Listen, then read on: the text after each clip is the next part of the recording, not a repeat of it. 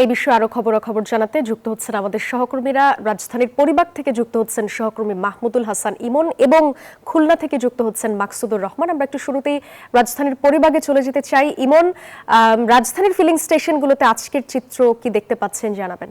আমি সকাল থেকেই রাজধানীর বিভিন্ন তেলের পাম্পে ঘুরে বেরিয়েছি এবং নানান ধরনের চিত্র দেখেছি। একটা চিত্র কমন, সেটা হচ্ছে যে আসলে যারা তেল নিতে আসছেন তাদের কষ্ট বা তারা যে পরিমাণ ভোগান্তির শিকার হচ্ছেন এই জিনিসটা কমন।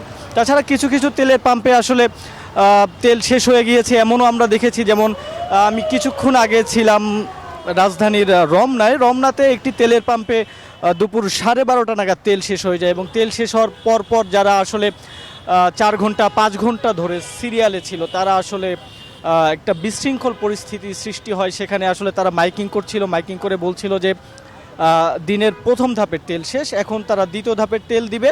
সেটা হচ্ছে যখন ডিপো থেকে আরেকটা গাড়ি আসবে, আরেক গাড়ি এসে তাদেরকে তেল সরবরাহ করবে, তারপর ওই পাম্পগুলো আসলে চূড়ান্ত পর্যায়ে ভোক্তাদের পাম্প দিতে পারবে। সেটা তারা অ্যানাউন্স করেছিল হচ্ছে বিকাল 4টা থেকে আবার তেল দেওয়া শুরু হবে, এমন একটা বিষয়।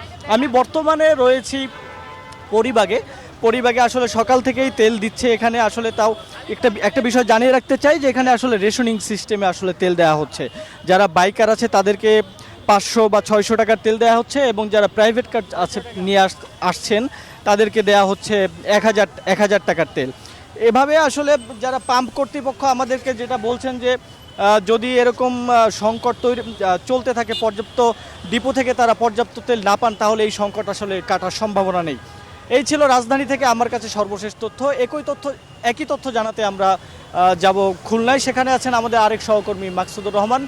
মাকসুদ, আপনার কাছে জানতে চাই যে আসলে খুলনার তেলের পরিস্থিতি কেমন, কি অবস্থা সেখানকার? জি, ধন্যবাদ মাকসুদুল হাসান ইমন।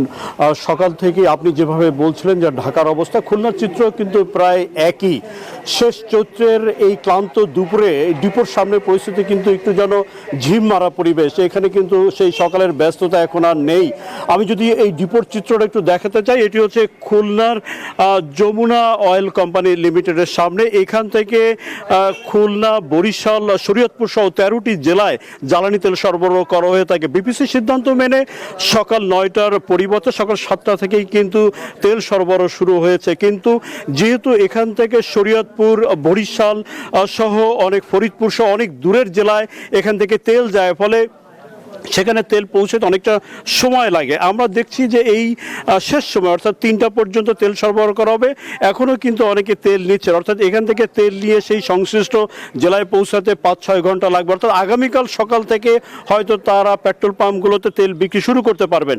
যে তথ্যটি জানিয়ে রাখতে চাই, খুলনার পদ্মা, মেঘনা, যমুনায় 3টি ডিপো থেকে প্রতিদিন প্রায় 25 লাখ লিটার তেল সরবরাহ করা হয়। কিন্তু এজেন্ট ডিলারদের গ্রাম অঞ্চলে যেখানে ফিলিং স্টেশন নাই, সেখানে তেল সরবরাহ বন্ধ থাকায় কিন্তু শহর অঞ্চলের এই ফিলিং স্টেশনগুলোতে চাপ বাড়ছে। তেল সংশ্লিষ্ট বলছেন যে গ্রাম অঞ্চলে যদি তেল সরবরাহ স্বাভাবিক করা যায় তাহলে হয়তো পরিস্থিতির উন্নতি হবে। এই ছিল খুলনা ডিপো থেকে সর্বশেষ। আমরা ফিরছি সাদিয়ার কাছে। সাদিয়া। মাকসুদ, ধন্যবাদ আপনাকে।